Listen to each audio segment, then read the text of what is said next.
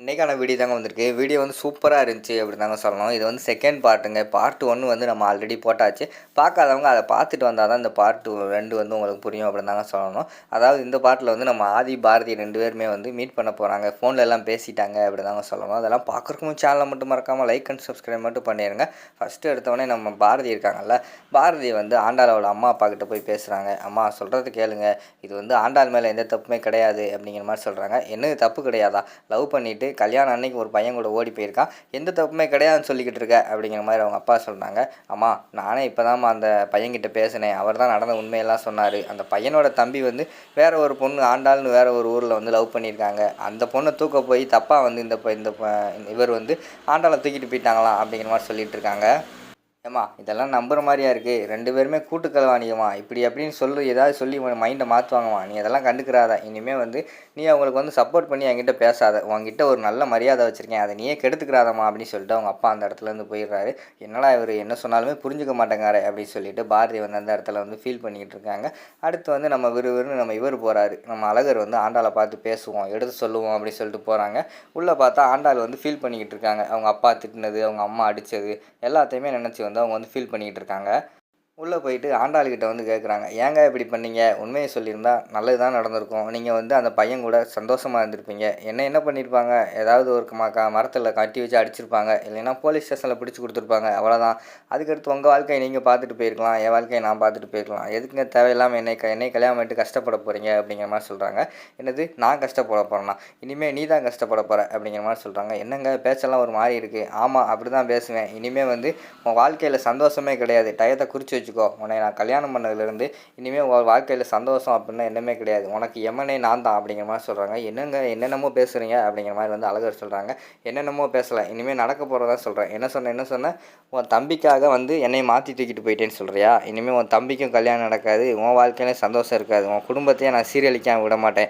என்னையை தூக்கிட்டு போயிட்டு என் குடும்பத்தை சீரழித்து எல்லாரும் முன்னாடி அவமானப்படுத்தி என்னையும் அவமானப்படுத்தினில்ல, இனிமேல் வந்து உன் வாழ்க்கையில் வந்து சந்தோஷங்கிற ஒன்று வந்து நீ அனுபவிக்கவே முடியாது அப்படிங்கிற மாதிரி சொல்கிறாங்க. ஏங்க என்னைய நீங்கள் வந்து கஷ்டப்படுத்துகிறேன்னு சொல்லிட்டு உங்கள் வாழ்க்கையை நீங்களே கஷ்டப்படுத்திக்கிட்டு இருக்கீங்க அப்படிங்கிற மாதிரி சொல்கிறாங்க. எனக்கு என்ன வாழ்க்கை இருக்குது? எல்லா வாழ்க்கையும் கல்யாணம் என்ன அப்பயே முடிஞ்சு போச்சு. இனி என்னோடய வாழ்க்கையை உன் வாழ்க்கையை சீரழிக்கிறதா அப்படிங்கிற மாதிரி சொல்கிறாங்க. என்னடா இந்த பொண்ணு இப்படி பேசிக்கிட்டு இருக்கே அப்படின்னு சொல்லிட்டு அழகர் வந்து ஷாக்காகி பார்த்துக்கிட்டு இருக்கிற மாதிரி காட்டிக்கிட்டு இருக்காங்க. உடனே அதுக்கடுத்து ஆண்டாள் வந்து சொல்கிறாங்க, இங்கே பாரு, இனிமேல் வந்து நீ தான் என்னோடய புருஷன், நான் தான் உனக்கு பொண்டாட்டி, சரியா? இது யாராலையும் மாற்ற முடியாது. உன்னை அணுவா சித்திரவதை செய்யாமல் நான் விட மாட்டேன் அப்படிங்கிற மாதிரி வந்து அவங்க பேசிக்கிட்டு இருக்கிற மாதிரி காட்டிக்கிட்டு இருக்காங்க. இது சரிப்பட்டு வராது அப்படின்னு சொல்லிட்டு அவங்க அந்த இடத்துலேருந்து வெளியில் போயிடுறாங்க. மறுநாள் காலையில் வந்து அழகர் வந்து சீக்கிரமாகவே எந்திரிச்சிடுறாங்க. எந்திரிச்சு வெளியில் அலையிறாங்க. நம்ம பாரதி வந்து டீ போட்டு கொண்டு போய் கொடுக்காங்க. என்னங்க காலையில் சீக்கிரமாகவே எந்திரிச்சிட்டிங்க அப்படிங்கிற மாதிரி சொல்கிறாங்க. ஆமாங்க, எனக்கு என்னமோ யமதர்மராஜா நம்மளை கொன்றுவாளோன்னு பயமாக இருக்குது அப்படிங்கிற மாதிரி சொல்கிறாங்க.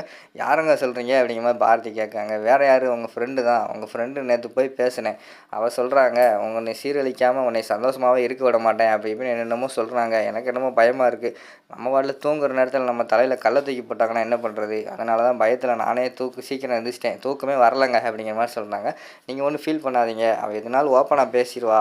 அவளுக்கு இருக்கிற கோவத்தில் அப்படி சொல்லுவா, மனசில் எதுவும் வச்சுக்க மாட்டா அப்படிங்கிற மாதிரி பாரதி சொல்கிறாங்க. இல்லைங்க, நீங்கள் சொல்கிற மாதிரியெல்லாம் கிடையாது. உங்கள் ஃப்ரெண்டு வந்து எல்லாத்தையுமே யோசிச்சு எல்லாத்தையுமே மனசுக்குள்ளே வச்சு தான் பேசுகிறாங்க. அவ்வளோதாங்க, என் வாழ்க்கை முடிஞ்சு போச்சு அப்படிங்கிற மாதிரி சொல்கிறாங்க. இப்படியே பேசிக்கிட்டு இருந்தால் எப்படிங்க? நீங்கள் வந்து உங்கள் ஃபேமிலியிலேருந்து யாரையாவது வர சொல்லுங்கள் அப்படிங்கிற மாதிரி சொல்கிறாங்க. என் ஃபேமிலியில் இருந்தால் நீங்கள் நேராக கிச்சனுக்கு போங்க, அங்கே ஏதாவது கத்தி இருக்கும், அதை கொண்டு வந்து என்னை போட்டு சொல்லிடுங்க, என்னை பார்க்குறது கண்டிப்பாக வருவாங்க அப்படிங்கிற மாதிரி சொல்கிறாங்க. என்னங்க இப்படியெல்லாம் பேசுகிறீங்க அப்படிங்கிற மாதிரி பாரதி கேட்காங்க. ஆமாங்க, அது எதுக்கு அங்கே என்னையே தலைமொழிக்கிட்டாங்க, இன்னும் அவங்க வரமாட்டாங்க அப்படிங்கிற மாதிரி சொல்கிறாங்க. சரிங்க, நேற்று உங்கள் ஃப்ரெண்டு வந்து உங்கள் மொபைலுக்கு கால் பண்ணார், அவரோட நம்பர் கொடுங்க பேசுகிறேன் அப்படிங்கிற மாதிரி சொல்கிறாங்க. இல்லைங்க, அவனுக்கே 1008 பிரச்சனை, அவனே பொண்டாட்டி பிரிஞ்சு தான் இங்கே வந்திருக்கான், அவனுக்கு எதுக்கு நம்ம தொந்தரவு கொடுக்கணும் அப்படிங்கிற மாதிரி சொல்கிறாங்க.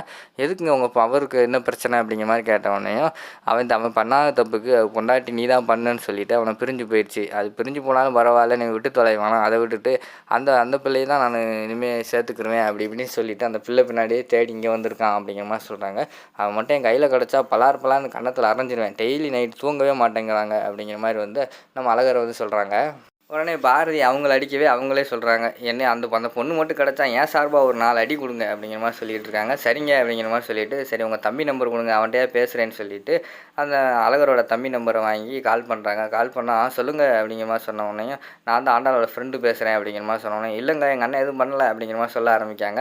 ஏங்க எனக்கு எல்லாமே நல்லா தெரியும், நான் சொல்கிறது கேளுங்க அப்படிங்கிற மாதிரி வந்து பாரதி சொல்கிறாங்க. டக்குன்னு ஃபோனை வந்து நம்ம ஆதி வாங்கிடுறாங்க. ஆதி வாங்கிட்டு, ஹலோ நான் வந்து அழகரோட ஃப்ரெண்டு அப்படிங்கிற மாதிரி சொன்னோன்னே, பாரதி நான் வந்து ஆண்டாளோட ஃப்ரெண்டுன்னு சொன்னோன்னே 2 பேருக்கும் எங்கேயோ ஸ்ட்ரைக் ஆகுது. இந்த குரல் வந்து நம்ம எங்கேயோ கேட்டிருக்கோமே அப்படின்னு சொல்லிட்டு கிட்டத்தட்ட வந்து கண்டுபிடிச்சிட்டாங்க 2 பேருமே வந்து.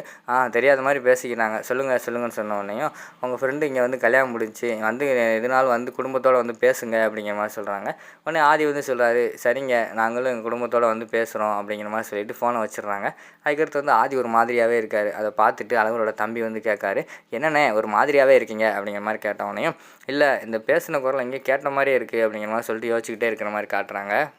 அடுத்த சீனில் வந்து நம்ம பாரதி வந்து சாப்பிட உட்காந்துருக்காங்க. பாரதி மன்னிச்சுக்கோமா நைட்டு ஏதோ கோவத்தில் பேசிட்டேன், நல்லா சாப்பிடுமா அப்படின்னு சொல்லிட்டு ஆண்டாளோட அப்பா வந்து சொல்லிட்டு இருக்காரு. அந்த நேரத்தில் ஆண்டாள் வேறு ஒருவருன்னு வராங்க. அம்மா என்னம்மா எனக்கு பசிக்குது, என்னை விட்டு சாப்பிட்டுக்கிட்டு இருக்கீங்க, சாப்பாடு போடுமா அப்படிங்கிற மாதிரி சொன்னோன்னே யாருமே கண்டுக்கிற மாட்டேங்காங்க. அம்மா என்னம்மா காலையிலேருந்து நான் சாப்பிடாம இருக்கேன், சாப்பாடு போடுமா அப்படிங்கிற மாதிரி ஆண்டாள் சொல்கிறாங்க. யாருமே கண்டுக்காத இருக்கிற மாதிரி காட்டிக்கிட்டு இருக்காங்க. அதோட பார்த்தீங்கன்னா இந்த எபிசோடு வந்து முடிச்சிடுறாங்க.